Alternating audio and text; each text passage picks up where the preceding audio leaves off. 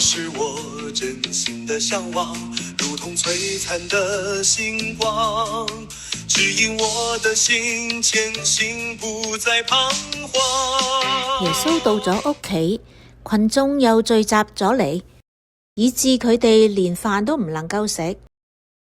佢嘅人聽講咗，就出嚟揾到佢，因為佢哋咁話，佢傻咗啦。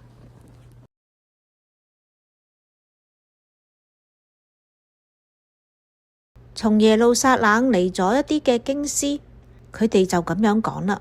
佢附有貝耳則布啊，又咁樣話，佢賴魔王驅魔㗎。耶穌就將佢哋叫嚟，用比喻咁同佢哋講啦。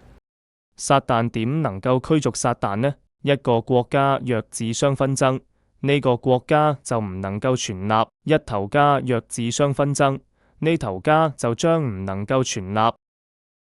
撒旦若果起嚟自相攻擊紛爭嘅話，咁就唔能夠存立，必要滅亡。決唔會有人能夠進入壯士嘅屋企，搶劫佢嘅家具嘅，除非先將壯士綁起嚟，然後搶走佢屋企嘅嘢。我實在咁同你哋講，世人嘅一切罪惡，連所講嘅任何褻瀆嘅話，都可以得到赦免。但有人若褻瀆咗聖神，就永遠唔能夠得到赦免，而係永久罪惡嘅犯人。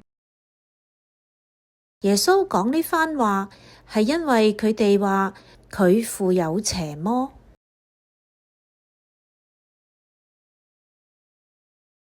耶穌嘅媽媽同佢嘅兄弟嚟咗，企喺外邊，就派人到佢跟前去叫佢。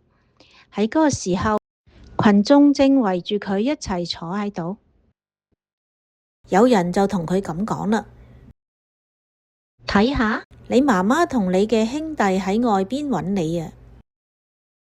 耶穌就回答佢哋咁話啦：邊個係我嘅母親同我嘅兄弟呢？就還是佢周圍坐喺度嘅人同佢哋咁講啦。睇下我嘅母親同我嘅兄弟，因為邊個奉行天主嘅旨意，佢就係我嘅兄弟、姊妹同母親。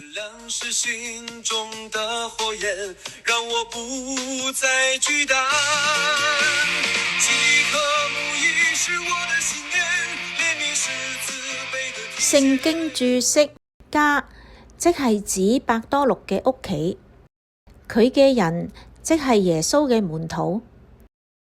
佢傻咗啦，係講耶穌廢寢忘食嘅行為異於常態。佢哋嘅罪不得赦嘅緣故，係因為佢哋故意詆毀耶穌為附魔嘅人。褻瀆或者干犯聖神嘅罪唔能夠赦免嘅緣故，唔係因為赦罪嘅權柄受到限制，而係因為犯呢種罪嘅人立意黑埋對眼唔睇真理，缺少咗得赦必具嘅痛悔條件。貝耳則布本為培勒舍特人神奇嘅名字，後轉為魔王嘅稱呼。